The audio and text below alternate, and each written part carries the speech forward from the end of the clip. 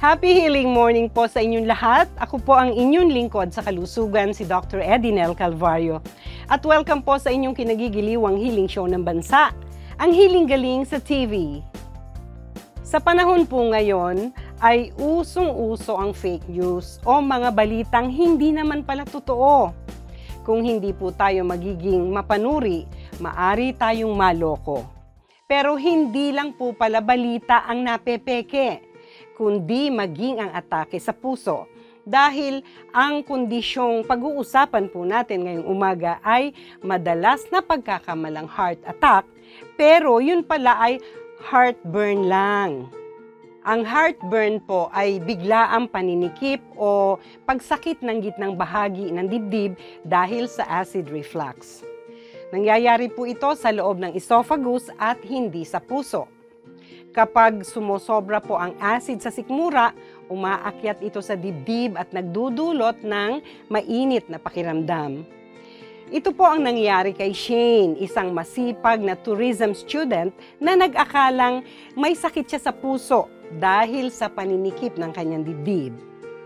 Ako po si May Shane Polito, 23 years old, taga Taguig City.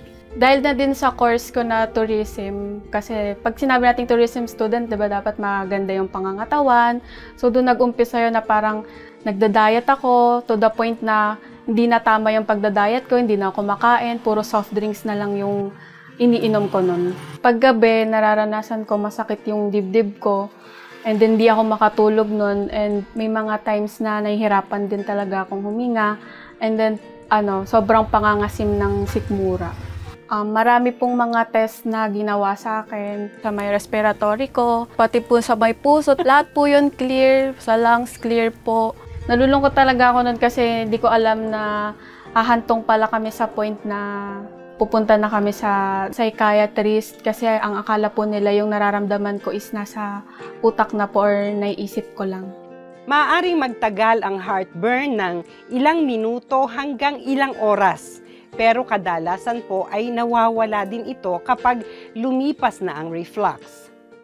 Ano nga ba ang mga triggers ng heartburn para ito ay maiwasan? At ano ang mga natural na paraang ginawa ni Shane para siya ay gumaling? Abangan po mamaya sa aming kwentuhan.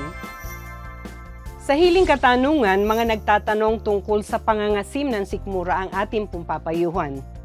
At sa Garden of E, gagawa po tayo ng masarap pero kakaibang kape na nagpapasarap ng tulog sa gabi mula po sa buto ng date fruit na hindi nagdudulot ng pangangasim ng sikmura.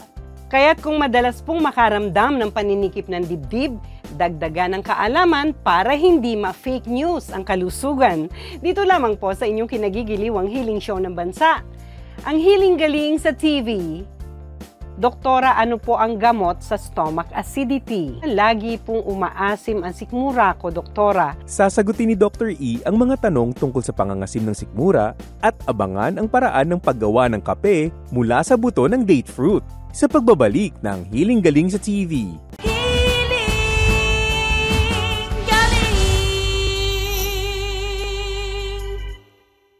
Subaybayan ang Healing Galing sa official website na healinggaling.ph, sa Healing Galing official Facebook page at sa Healing Galing YouTube channel. Huwag pong magpaloko sa mga produktong walang pahintulot na gumagamit ng Healing Galing logo at video. Gamitin ang galing para tama ang healing. Kilatising mabuti ang produktong binibili. Bumili lamang ng original na Healing Galing products sa tama at mas mababang presyo sa authorized outlets na nakalista sa website o sa nag-iisang Healing Galing online shop sa Facebook. I-text ang 0921-445-0355 para sa pinakamalapit na authorized Healing Galing outlet sa inyong lugar. Huwag pong magpaloko.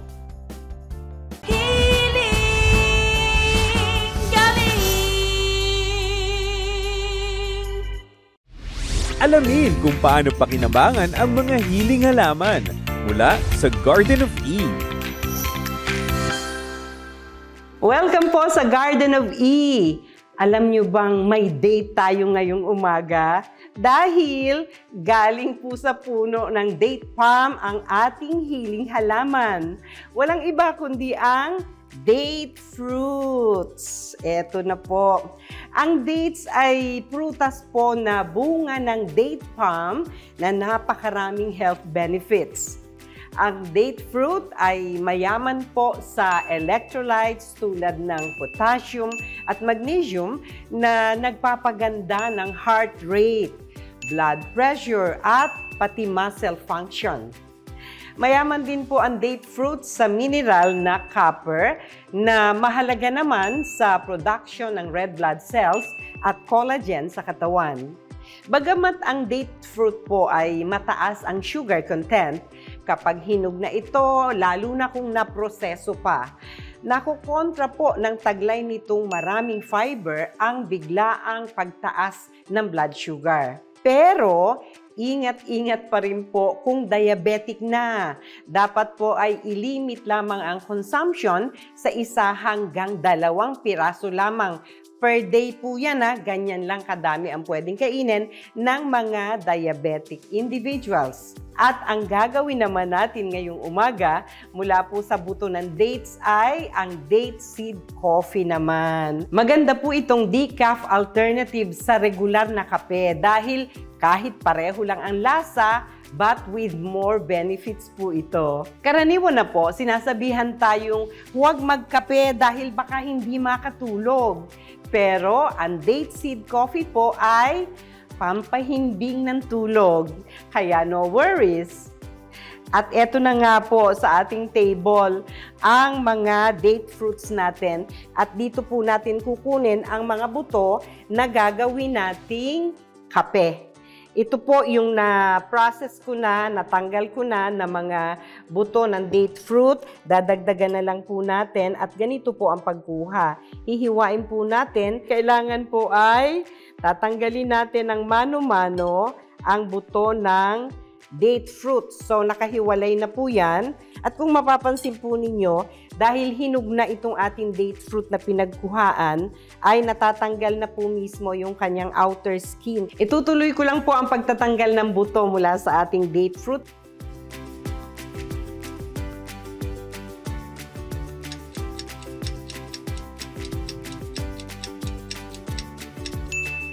Luto na po ang ating kape, silipin natin. Eto na siya, hahanguin na natin. Pwede na po nating i-grind para makagawa tayo ng kape. Eto na po. Gagawa na tayo ng kape. Pinong-pino na po siya. Black coffee ang gawin natin.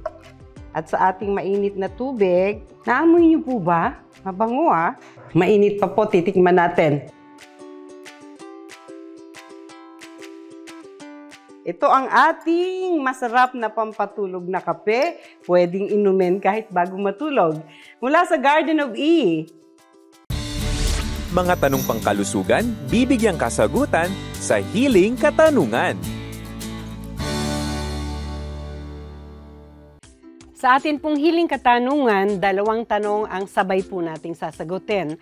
Ang una ay ang tanong ni Orly Perez. Sabi niya, Doktora, ano po ang gamot sa stomach acidity? Ang isa pa ay tanong galing kay Marla Cruz. Sabi niya, lagi pong umaasim ang sikmura ko, Doktora. Ano pong HG meds ang pwedeng i-take? Salamat po. Orly and Marla, ayusin natin the holistic way ang inyong kondisyon. Kasi may mga factors na nakaka-contribute ng nararanasan nyo. So, dapat alam natin kung saan nanggaling yung karamdaman, di ba? From now on, iwasan natin ang pagpapalipas ng gutom. Eat on time. At kapag kumain naman tayo, mas mabuting iwasan natin ang mga acidic foods. O ano ba ito? Basta't nalasahan po natin na may asim, don't na. No? So, pag nalasahan natin na maasim, avoid po muna kasi nakakaranas kayo ng ganyang kondisyon ngayon na aggravating na po yan. No? Sa halip, ang kakainin natin ay ang alkaline hydrating diet. Puro masabaw na pagkain na walang asim, katulad ng mga nilaga, 'di ba? Mga pinakuluan, mga sinabawan na walang asim. Walang kamatis, walang kamyas, walang lahat ng pampaasim. Okay. At isama na rin natin yung mga mabubutong pagkain, lalo na sa gulay, para sigurado tayong gagaling. Ano po? And dagdagan natin ang water intake para na-dilute yung sobrang acidity na nag-accumulate sa inyong system, Orly at Marla. No? Unahin natin ang panlunas na maaring mapipitas lang natin sa ating bakuran, katulad ng dahon ng bayabas. Ang enzymes ng guava leaves ay makakatulong para matanggal ang sobrang pangangasim na nararamdaman. Ang gagawin lamang ay kumuha ng 10 malalaking dahon ng bayabas, yung sariwa, no? Or kung mas maliliit ang dahon, dobleng bilang naman, 20 leaves. Siguruhin lang natin na nalilinisan nating mabuti at pakukuluan natin yan sa 4 na basong tubig. Pag rolling boil na siya, pag kulong-kulo na, hinaan na po ang apoy at orasan natin sa loob ng 15 minutos, hayaang kumukulo siya ng maliliit, no? Para ma-extract ang enzymes from the guava leaves. Palamigin ng konti para hindi na masyadong mainit, na isasali natin sa thermos at maligam-gam na iinumin. Pwedeng yan ang substitute ng water, or kung nagki-create ng constipation sa inyo, pwede nyo i-alternate sa tubig. Pwedeng 3 or 4 times a day na iinumin ang lukewarm na nilagang dahon ng bayabas. Pero kung hindi na tumalabyan at malubha na ang kondisyon, available sa lahat ng outlets ng Healing Galing ang ating herbal rhizome pills. Iniinom ito bago kumain 3 times a day. Sa severity ng condition, halimbawa, pag hindi masyadong malubha at hindi pa masyadong nagtatagal, pwedeng 10 pills lang before meals, 3 times a day ang pag-inom. Pero kung matagal na at marami ng discomfort na nililikha, 20 pills ang aking reseta on air para sa inyo na iinumin before meals 3 times a day din. Makakatulong din ang gentle massage ng Healing Galing oil, no, sa affected area. Mula sa lalamunan o sa lieg, pababa, pabilog sa sikmura, paulit-ulit, basta pababa. No? Para yung excess na air, maiutot-utot, maidighay-dighay at lalabas sa mga hangin, mapapansin ninyo. At laging mainit-init lang ang iinumin kahit tubig. Okay? At iwasan din natin na matulog ka agad o mahiga, no, after meal. Dahil pag nag-undergo ng digestion ng ating system ay maaaring umakyat ang acidity at ganun pa rin ang mararamdaman ninyo. Hayaan nating naka-upright position tayo pagkakain or kahit nakaupo pwede naman. Kung antok na, matutong matulog ng nakaupo. Okay, Orly at Marla, maraming salamat po sa inyong katanungan. Sana po ay makatulong ang aking payo. I-instashot na ang reseta ni Doktora.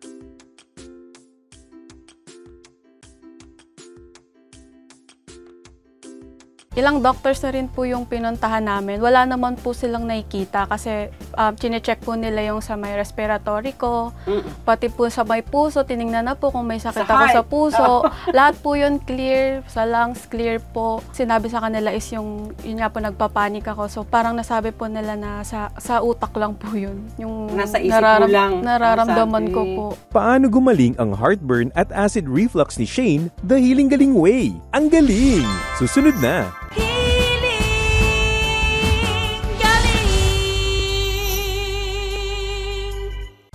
Kung kayo ay may katanungan, mag-text lamang sa 0921-445-0355 o kaya ay mag-email sa healinggaling@ymail.com. Maaari ding mag-comment sa Healing Galing official Facebook page o magpadala ng sulat sa Healing Galing Main Office sa 522 Quirino Highway near Corner Mindanao Avenue, Novaliches, Quezon City. Subaybayan ang Healing Galing sa official website na healinggaling.ph, sa Healing Galing official Facebook page at sa Healing Galing YouTube channel. Pinapayo ni Dr. E ang paggamit ng Healing Galing Guava Soap at iba pang Healing Galing organic soaps gaya ng aloe vera, avocado, banana, lemon, at seaweed. Handog ng inang kalikasan.